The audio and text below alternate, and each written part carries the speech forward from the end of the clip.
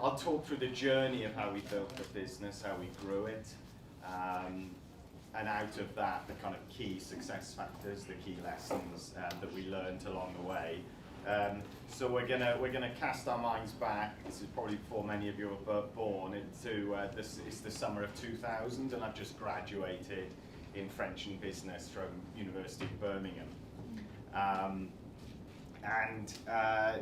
I'd landed a dream job trading equities at an investment bank in the City of London, and this wasn't due to start until September that year.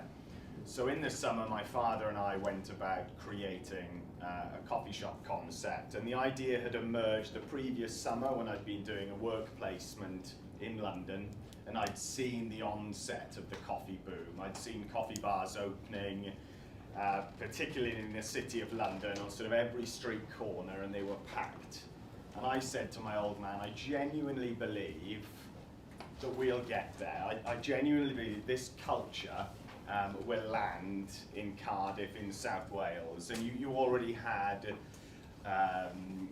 TV shows like Friends. You could feel, we always felt there was a lag between the US and the UK of about 5 years in terms of us embracing a concept. So when you saw it land in London, the coffee culture, I said another 2 or 3 years and this will be back now, in Wales. So we went about creating this model, this coffee brand. What would it look like? And for about 3 months, my father and I, we developed a business plan. We raised finance, and we acquired our first unit, which is on Wood Street in Cardiff. That's around from the Central Station, just by the Millennium Stadium. So we did that for 3 months. And it was then that I had to go off to London because I'd landed this dream job trading equities. So off I went, but it was with a heavy heart because I'd always wanted to create something tangible. But off I went. And I have to be honest, London was pretty good. So very quickly, I was sort of on the 6-figure salary, and I had the fancy watch and the dapper shoes. So I was really buying into the London lifestyle. I had a desk in the Paris office, so it was great. But I still had this kind of niggling feeling that something was missing. Anyway, a couple of months passed, and I got a call from my old man, from Dad, and he said he'd opened the Wood Street store now, and he said it's struggling. And there was a pause, and he said, "Do you want to come back and give me a hand?" And I knew that my bonus was coming. This is all financial, so it sounds horrible and not very altruistic as we were used to in the last. Yeah. So there was a pause, and I said, "No, I'm not going to come back and throw this all in. It's too much of an opportunity." And then a couple of months more passed. And I got a call from Mum, and whenever you get a call from your mum, it always adds that little bit more kind of pressure. She put a bit of a squeeze on. She said, "Dad's struggling, the competition is fierce, come back and help." And again, lifestyle, just got the Porsche and all of this, had the Fulham pad, and I said, "No, Mum, no, I'm not coming back." And then about 2 months passed, and then I got another call, and this is from David Jones. Now, David Jones is a friend of my dad's, and he'd invested seed capital in the business. And he called me, and he said, "I'm going to pull the plug." He said, "It's not performing, the numbers just aren't there." He felt twofold. One, that my father wasn't a great operator, and he didn't think that the coffee culture would ever work across in the provinces in Wales. So he said, "I wanted to let you know that I'm going to pull the plug. I'm going to turn the money off. This is it." And it was then that I thought, actually, I've got to dig in now for my own pride and to support this baby that we created. I'm going to go for it. And I remember I handed him a notice at the investment bank, and every person to a man, you know, everyone thought that I was crazy. They didn't understand why I would give up this high-flying career to go and start, you know, a little coffee shop that was, you know, on its arse. And so my line manager, Mark, who was the director of equities, took me to one side and he said, let's have a quick word just to make sure your head's on straight. So we went and had a cup of coffee in Cafe Nero. And he said, what's your USP going to be? You know, are you going to compete with these large chains? And I had absolutely no idea. I said, I said, we'll open wherever they are. So we'll just focus on, I don't know, universities, hospitals. We'll try and find some form of niche. But I didn't know anything about it. You know, I didn't have any idea technically of what we were going to do. But what I did have was this burning desire to create something, and I had enormous conviction that no matter what happened, I would figure it out, because I believed in that baby that we'd created. I believed it was going to be something. And so, so I remember then, I've handed him a notice, and I told my girlfriend, so we're making the move then across to Wales, and I remember we're crossing the Severn Bridge, and it was a shitty, cloudy, horrible day, and she's moving down, she's a London girl, moving down from Fulham to Cardiff, and she wasn't talking to me, she was shaking her head, you know, saying, what are you doing? And I tried to lift the mood, and I said, listen, think of the kudos, the credibility, you know, I'm now going to be a fully fledged entrepreneur and a managing director. You know, think what that's, you know, what that's going to bring us. And little did I know then that the next day, the credibility, the kudos of being managing director and an entrepreneur became instantly meaningless, because when I went into that first shop and I went into Wood Street, first thing that struck me is we had no milk, which is 90% of drinks are milk-based. So we had no milk, and we had no milk because we had a county court judgment because we hadn't paid, I think it was Dairy Crest, for 80 quid, we hadn't paid them, so we couldn't get any credit. So the first thing that I had to do, I'd gone in like my pinstripe suit, and I had to run round to Spa on Wood Street by the central station and grab milk. So I run back into the shop with all this milk, and then the next thing I realised, which is pretty critical, is we have no customers. So the shop is absolutely dead. I mean, there's no. And then the next thing I realised, so I was utterly incapable of making a decent cup of coffee. I couldn't make a cappuccino for love nor money. So yeah, so we had no customers. We had no credit, and I couldn't make coffee.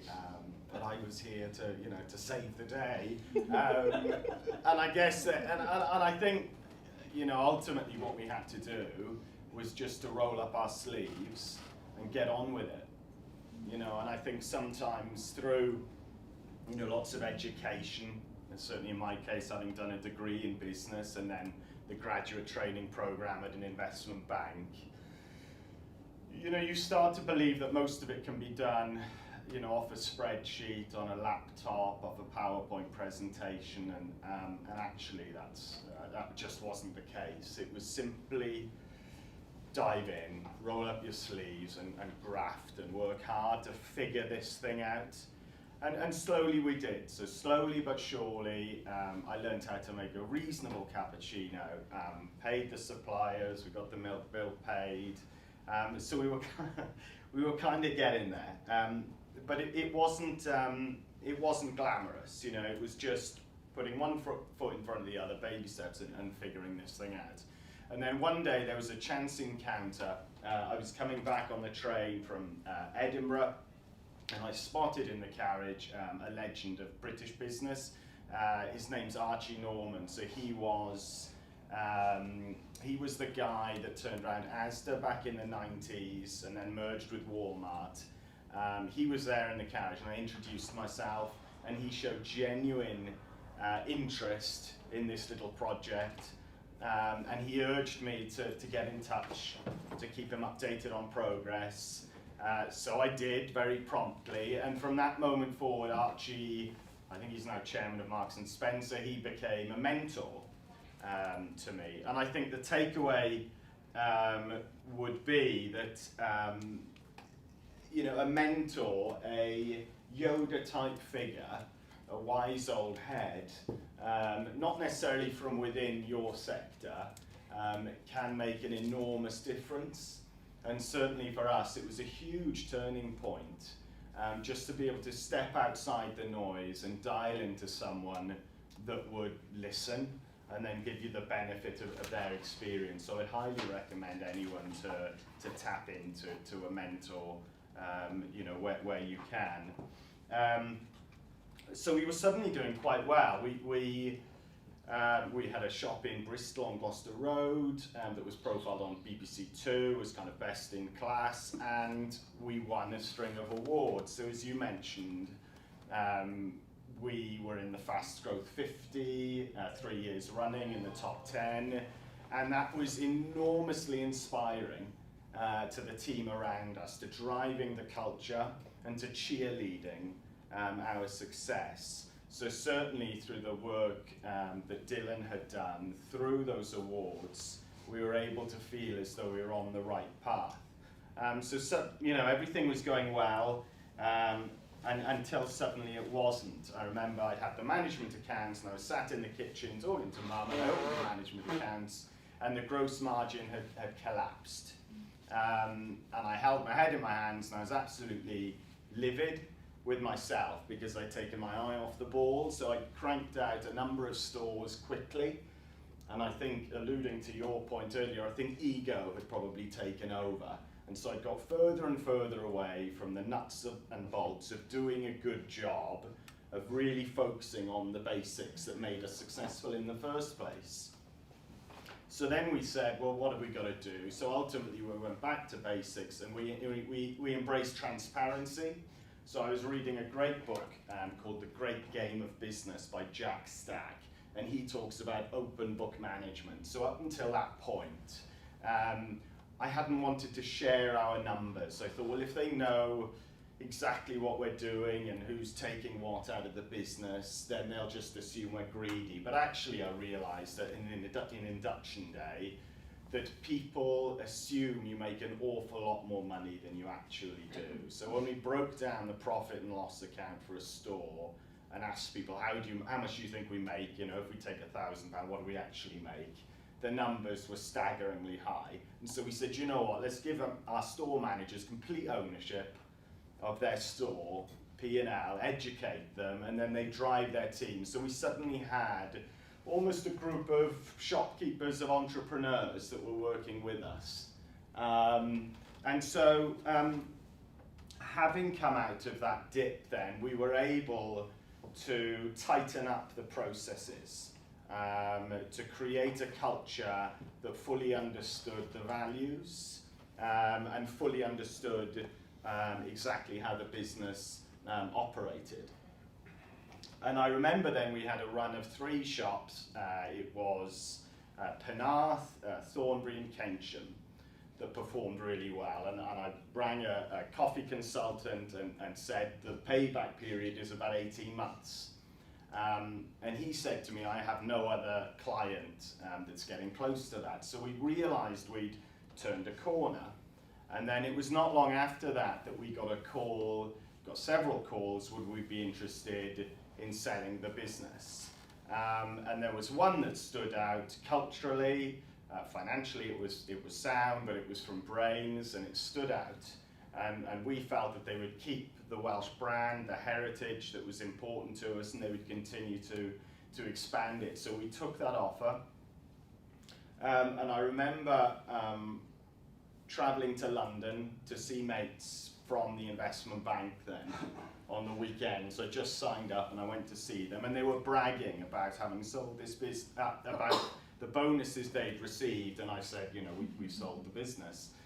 And one of them had a shiny new Maserati and was, talking the talk. And I remember thinking the financial thing is fine, but actually the feeling, the sensation of creating something tangible is way over and above any material gain that you could make.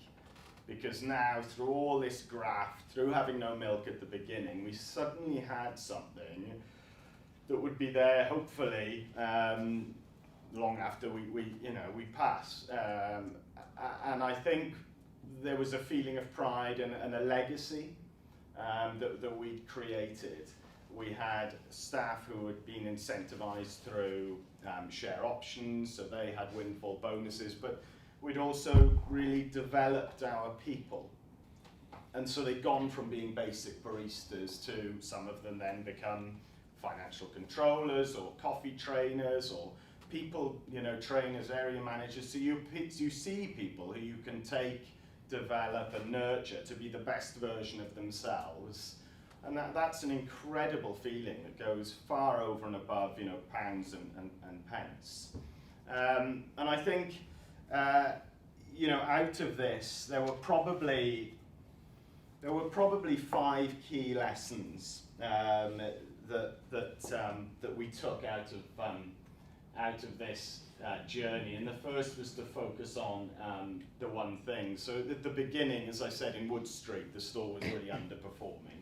So the break-even was £430 and we were taking 300. And every customer would come in and they'd give me suggestions of what we ought to do to get more bums on seats. And I pretty much followed all of them. So I'd set up a baguette bar, a salad bar. I tried selling tins of lager on a match day off the street on a little stall, which was actually hugely successful in itself. But I think the point was that it was getting us further and further away from being what we were supposed to be. And I think I was panicking in terms of, we've got to make up this shortfall and fast. Let's do anything we can to try and fix this.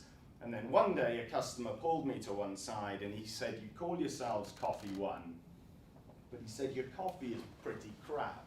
Oh. And he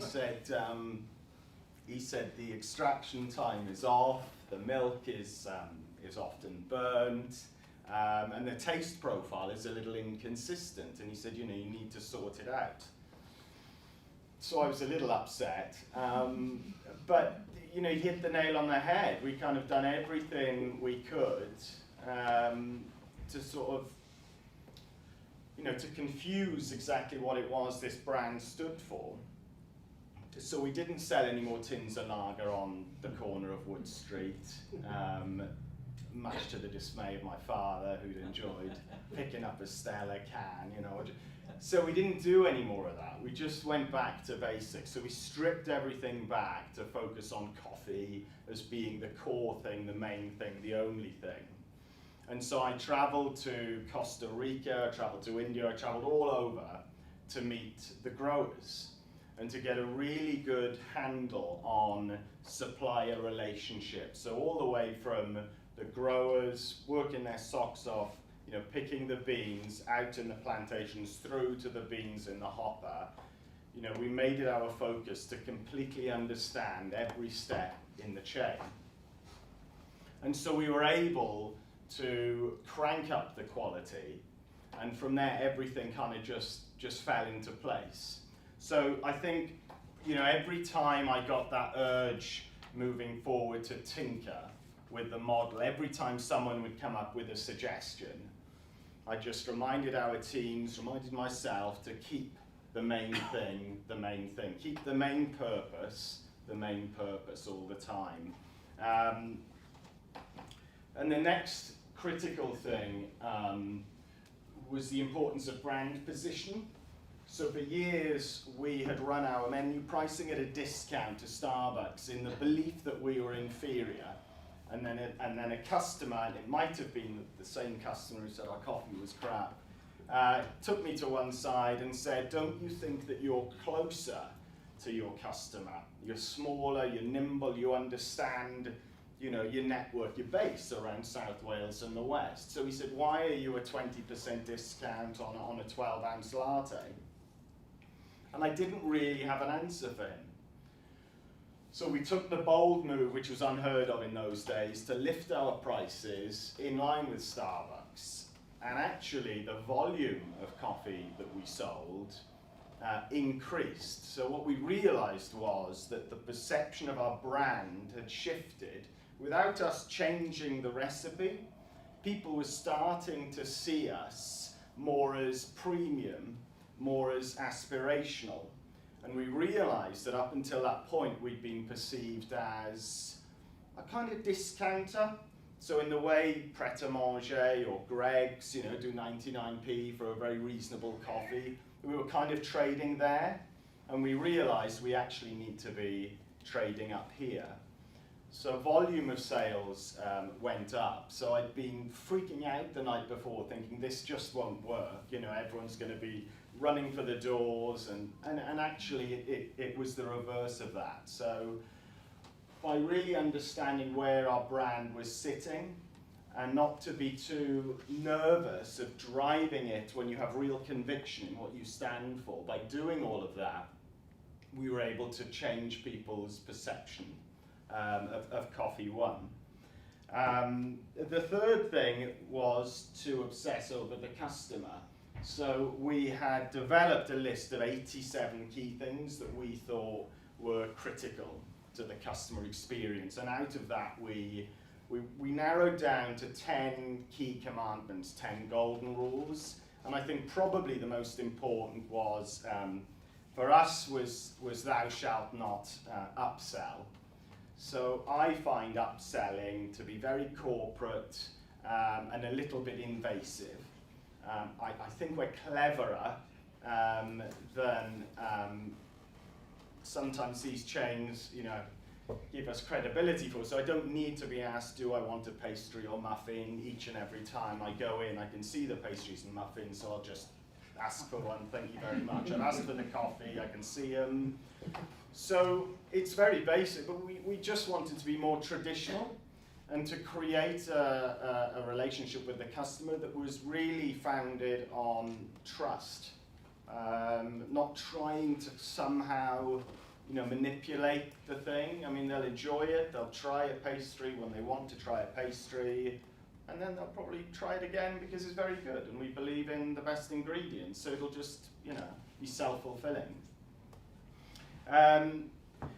The next lesson was how we deal with competition.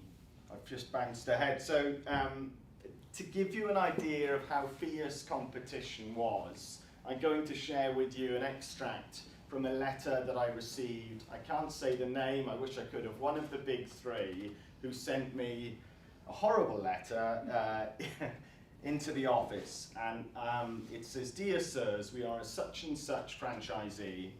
We believe you have entered into an agreement for a store on Keynsham High Street, and so write to advise that we are opening on the High Street next year. Frankly, we are not bothered if you do open, as you're on the wrong side of the street and paying too much rent. It shall take some of the shine off our business, but once we open, you are simply going to end up working for the landlord and possibly lose money. So we'll leave it like this. There are enough towns out there for you to make a lot of money and sell off without problem. We could say that if you decide to open in Keynsham, we shall go out of our way to open either next door to you or as close as is physically possible in every location where you currently trade, however we want. Yours faithfully." It's nice that they ended it, you know, in a professional. So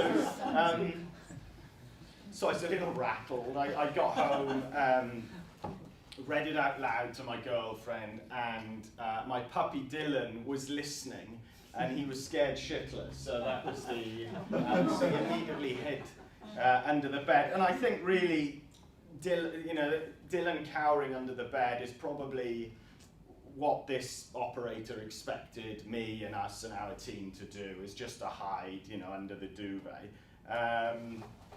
So I shared this letter then the next day with our top managers, and I asked them, you know, what do you think of this? And one of them said, well, they obviously see us as a threat. So fuck them, you know, let's just get on. So I actually realized then that we all shared this enormous belief and it galvanized us. We had a real confidence in what we stood for. So we did open that store. I don't know if but they certainly haven't opened, on every single street next door, and that didn't happen. So we just got on with it, and it traded its socks off. And I think as an extension to that, I took the bold move to open. There was a Starbucks on the corner of Wellfield Road in Rothin, Cardiff, that I think is now a Cafe Nero. And I took the decision. We were on Albany Road, and I took the decision to open another store about 100 yards to the right of Starbucks. I think Hitler would have called it pincer movement or something along those lines. And I just thought, we kind of believe in what we're doing, we're local, we are more nimble, and that's how we are going to deal with the big three, with Costa, Nero, Starbucks. We're going to do what we say we do, which is deliver very good coffee in a friendly way, in a lovely warm environment. And then they closed, and then the boards went up and Starbucks disappeared. So then we did it again, and that's a wonderful feeling to be able to have so much belief when you step into a market that you don't know, to have so much belief, this conviction. And I think going back to your point where you mentioned trusting your gut, when you realize you've got this, to really zero in on it and drive it aggressively. So the takeaway, there's a wonderful quote which kind of encapsulates what I'm talking about, which is the best form of defense is attack. Not to fear the bigger players, to understand that they have a far wider turning circle ultimately than you do. And then the last lesson, which is relevant to us, was to plan for the exit. It might be that if you start a business, that ultimately, well, you might decide that it's something that will carry you into retirement. Or it might be something that you say, well, let's see how it goes, and maybe, certainly in my case, 10 years down the line, we received offers and we felt we wanted to go off and do something else. Whichever of those two roads you go down, the critical thing is to plan ahead. So it might be that you're planning for it, plan ahead. And I think, again, on Dragon's Den, the core element that comes through entrepreneurship, if you're going to be successful, is to really be quite commercial and to understand your numbers. I think you need to have that inner confidence as a foundation through which then that acts as a pivot in any negotiation which you step into. And then when we then did eventually start negotiating with Brains, who were obviously much bigger than we were and had been in business for 150 years, we got into boardroom situations where they would flood the room with top directors. So you'd be in with the CFO, CTO, CEO, all of the O's. They'd all be in there. And I'd go in, you would just see me going in with my rucksack and my bookkeeper, and we'd sit there, and they'd try and intimidate the shit out of me. Mm-hmm. And it worked to a degree, but I knew deep down, A, I understood the brand, but more importantly, I understood our numbers. So they would try and baffle me with bullshit, with numbers, but I knew our business better than they did, and I knew they wanted it more than I wanted to sell it. So if you can go in with that inner core of belief that is based on good levels of financial literacy, then you will be, hugely successful. And there's a quote which for me was hit the nail on the head through that period of negotiating, which is, in business as in life, you don't get what you deserve, you get what you negotiate. And that's it. Thank you very much.